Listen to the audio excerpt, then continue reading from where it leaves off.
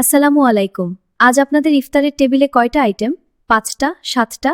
কিন্তু আপনি কি জানেন, আপনারই বিল্ডিংয়ের দারোয়ান চাচা বা আপনার বাসার কাজের খালা আজ কি দিয়ে রোজা ভাঙবেন?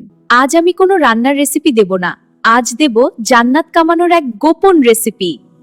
অনেকে ভাবেন, প্রতিদিন মানুষকে ইফতার করানোর মতো সামর্থ্য তো আমার নেই, কিন্তু জাদুটা এখানেই।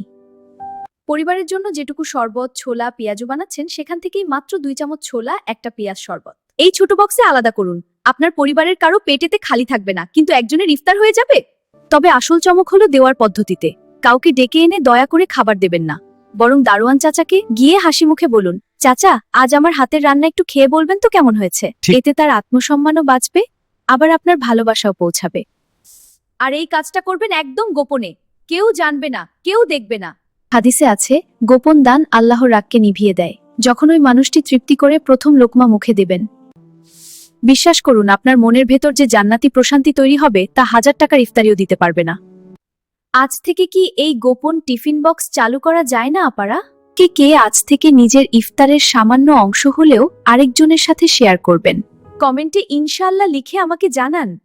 আমি আপনাদের সবার কমেন্ট পড়ব।